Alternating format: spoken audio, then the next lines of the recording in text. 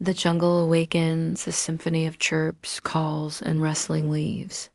Young gorillas, full of boundless energy, bound from branch to branch, their movements a blur of fur and muscle.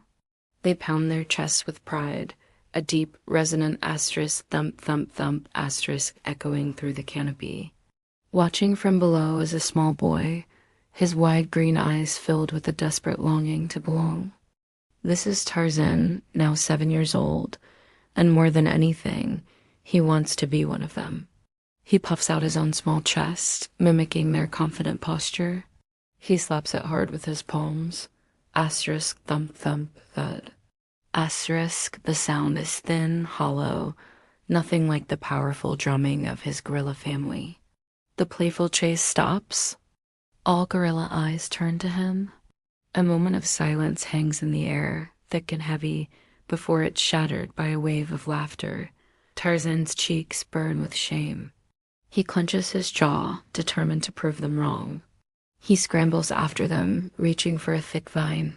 His hands, so different from their powerful grips, slip on the smooth bark. He loses his footing, his body tumbling backward through the air before landing with a soft crash in a leafy bush. The gorilla's laughter grows louder, and a few of them even playfully imitate his clumsy fall, rolling on the ground and flailing their limbs.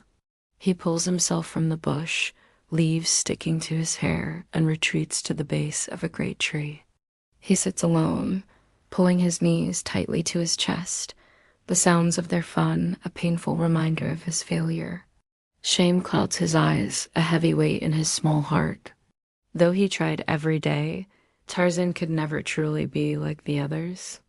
Later, by the shimmering riverbank, Tarzan skips stones across the water's surface, each ripple a reflection of the turmoil inside him. He's so lost in thought that he doesn't hear the approaching rustle until a cheeky voice rings out from above. "Hey, don't look so gloomy. You'll scare the fish away." Swinging down upside down from a vine is Terk, his best friend, a mischievous glint in her eyes. Tarzan doesn't look up, just shrugs one shoulder, sending another flat stone skimming across the river.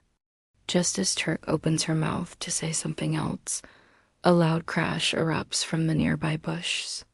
Out waddles Tantor, the young elephant, waving his trunk in a panic. "Ah, something touched me. Was it a crocodile? Oh no, it's probably dragging me to my watery doom right now." Terk rolls her eyes, her frustration melting into hysterical laughter. "Tantor, it was a leaf, a life."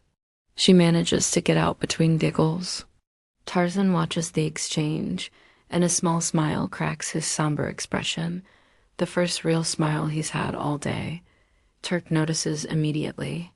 She swings down to sit beside him, nudging him with her shoulder. "See, you don't have to be like them," she says, her voice suddenly serious. "You're Tarzan. That's way cooler." Tarzan looks at his two friends, the boisterous, loyal gorilla and the anxious, kind-hearted elephant. He hesitates for a moment, then lets out a quiet laugh.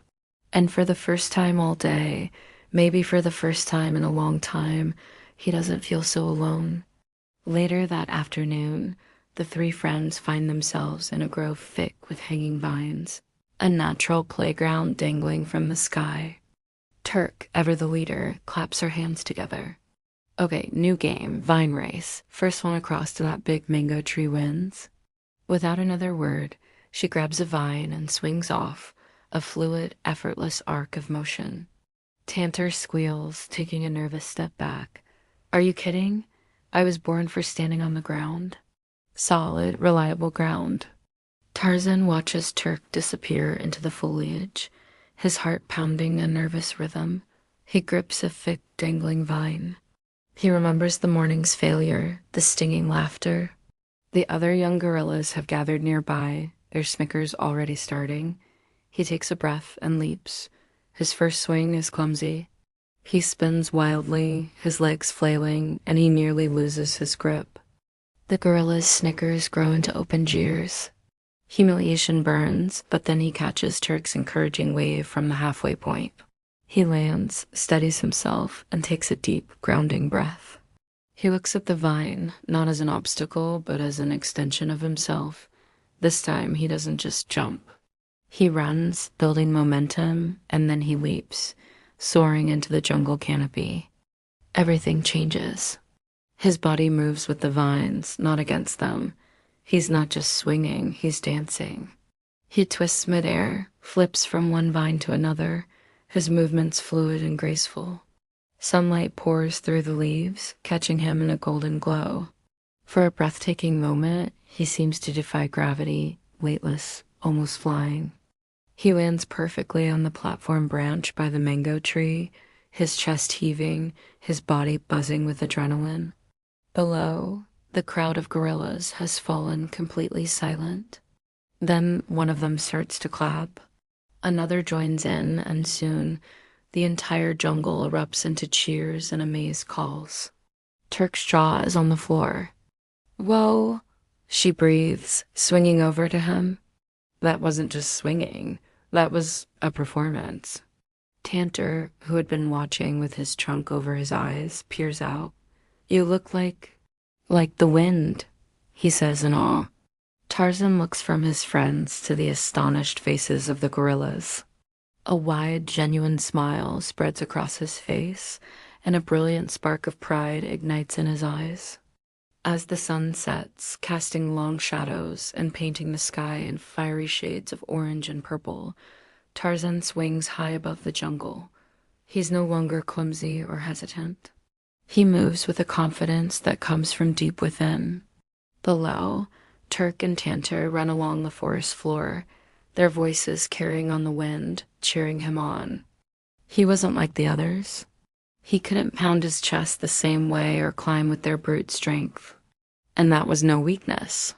For in his difference, Tarzan had found his own unique strength.